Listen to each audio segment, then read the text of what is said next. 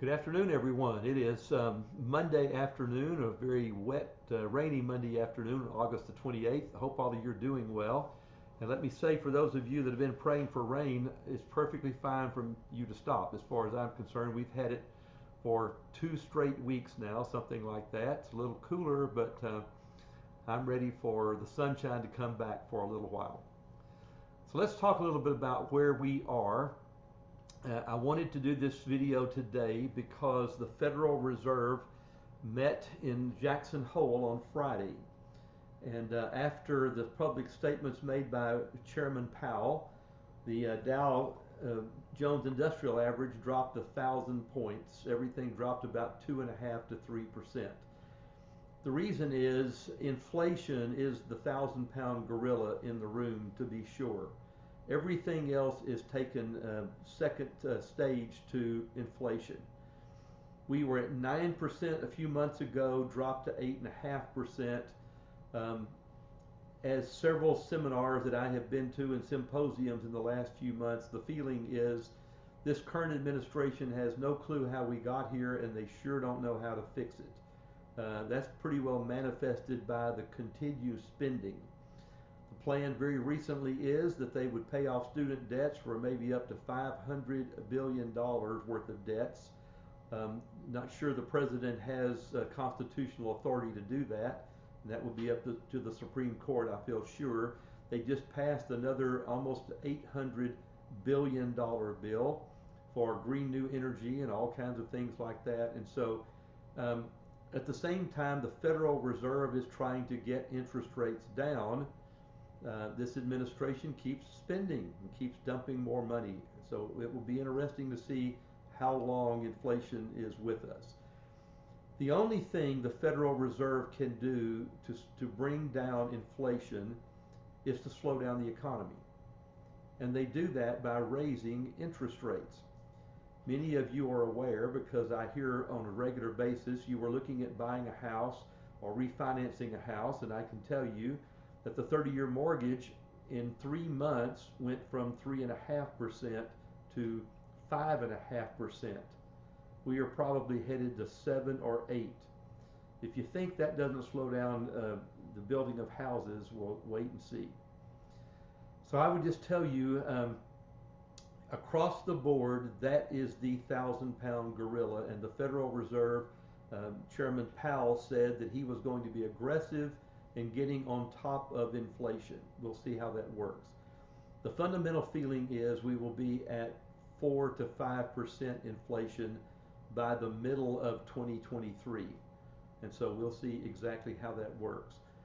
I can tell you that when we take a look at some charts on the markets, you will see it doesn't matter if you're looking at small companies, large companies, if you're looking at energy, you're looking at technology, they are all moving in tandem. There's virtually nothing, with the exception of energy, that looks any different, and that's because inflation has the same control over virtually everybody. I want to talk with you a little bit now about a few markets and talk about a couple of things that we look at from time to time. This is a weekly article that comes out, and I'm going to have Amy Coulter send this to you guys. Amy's here with me now. So if you happen to see an email from her, it's not junk. It's something coming from me. If you take a look at where we are, I want you to look at this number, this chart for just a moment. Year to date, the Dow Jones Industrial Average was down about 21%. So we made a nice comeback. The S&P was down 23%. We're down 14%. That is largely because companies in this type of environment, if they miss their earnings, the markets cut them and let them bleed. So everybody had guided down their earnings tremendously, and then when they announced, all of a sudden the earnings virtually 80% plus beat expectations, and so that's what caused a sell-off and then a nice 10% move back. The NASDAQ was down 34%. We're down about 22% now. So take a look at this on a 12-month period of time, and you can see about how much we're down. So 70%, 75% of your assets that are in stocks are in the S&P 500 type funds. I want you to take a look at the calendar year 2021. Keep this number in mind, 21 to 29% return. Look at the 5-year average. I want to talk about this, and I want to show you a chart in just a moment. I can tell you, going back a long time, the Dow Jones Industrial Average and the S&P 500 have averaged about a 10% return. That's not coincidental. If a company doesn't make 9+%, between 9 and 10% net return, they're going out of business.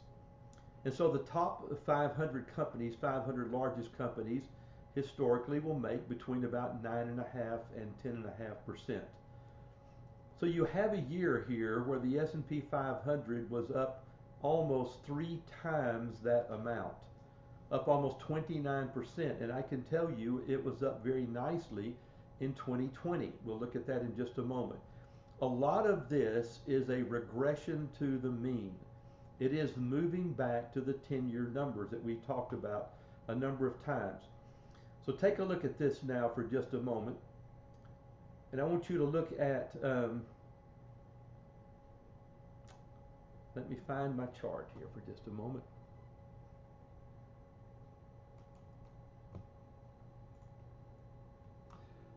I'm still not very smooth at doing this. That's why Amy has to edit some of this stuff out. So let's take a look here at the S&P 500. And I want to take a look at the last number of years and just think about this for a moment. This is the black line right here is the S&P 500. The blue line is the NASDAQ. NASDAQ are much smaller companies, mostly technology and things of the sort. Tends to be far more aggressive, goes up much faster and down much faster. If I go back 5 years and I take a look at 5 years ago from today and I put my marker right here on that number, this line would show you if we had made a 10%, 10.5% return, where we would be on the S&P 500 today. You can see 5 years of 50% increase would be here. We are actually, even though this sell-off has occurred right in here, we are still up 64% from where we were 5 years ago. And what you see happen is, watch this line. In 2018, we had a 20% sell-off because of interest rate hikes, the same thing we're going through here. We were tracking right along this. This was COVID, where we had a 35% sell-off, and it took about 6 months to come back. Also took around 6 months here to come back. Now what happens is, after COVID, and we had the government printing $5 trillion worth of money, and just literally throwing it all over the country, we had a tremendous increase. What was coming along with the stock market increase was inflation. There was way too much money chasing too few goods. There were no automobiles manufactured for a 2-year period of time, or refrigerators. There were no pulpwood plants basically making plywood and so forth. With this sell-off, look at what happens. We come right back to our line.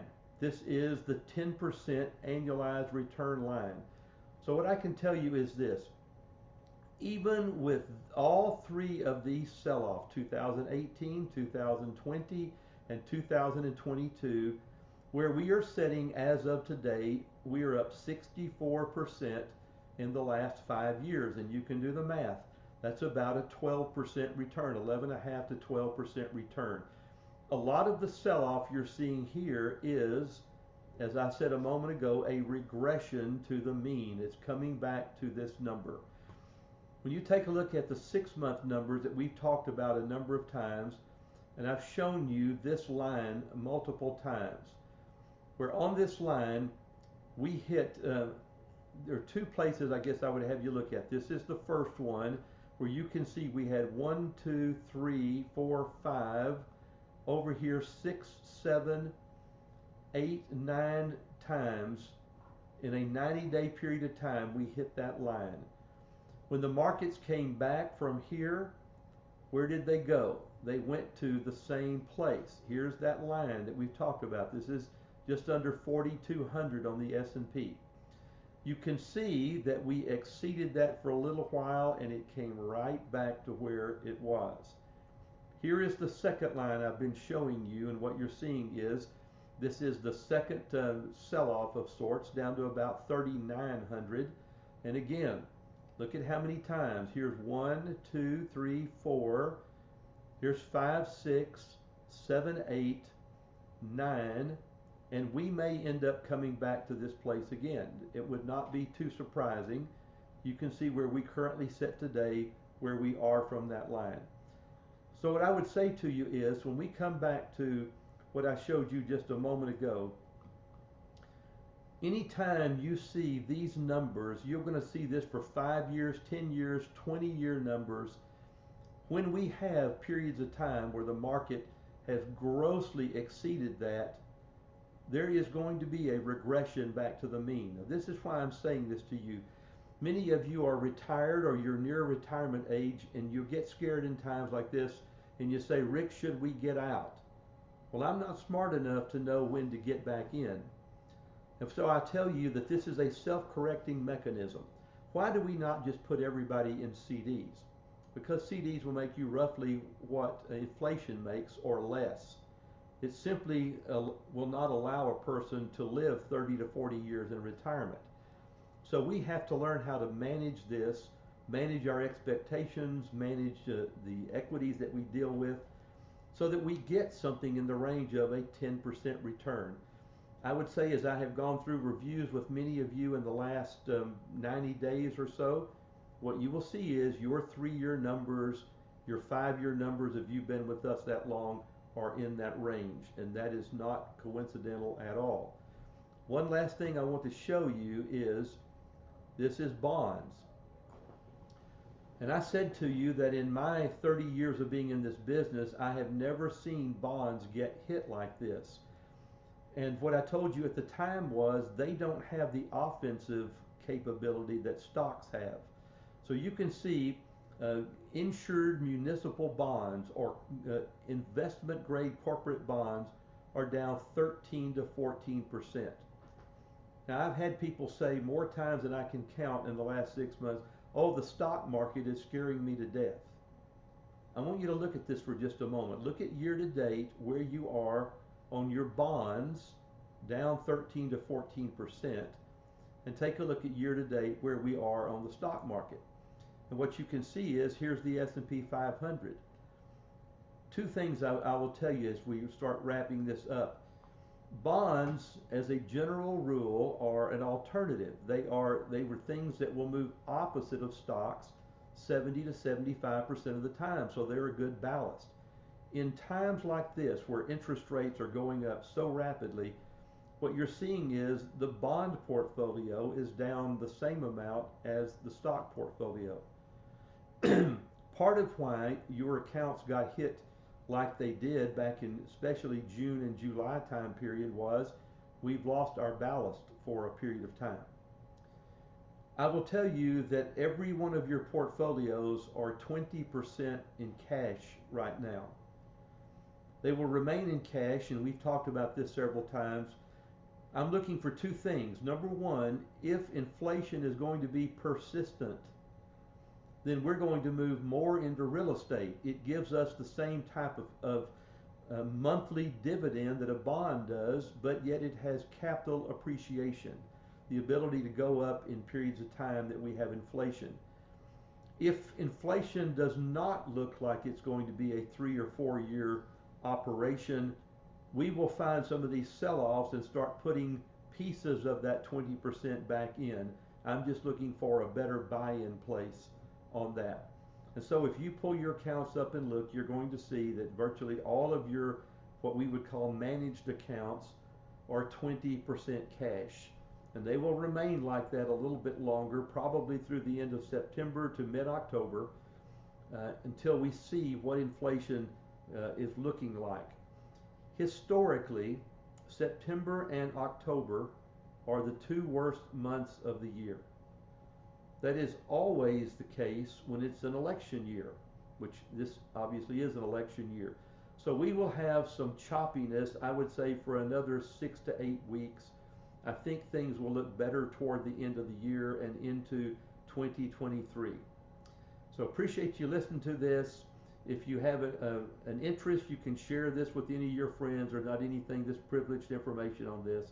I've met a lot of new people recently because friends of theirs who are clients have shared videos and they have now become clients. And so if you see someone that would like to watch the video, feel free to send it to them.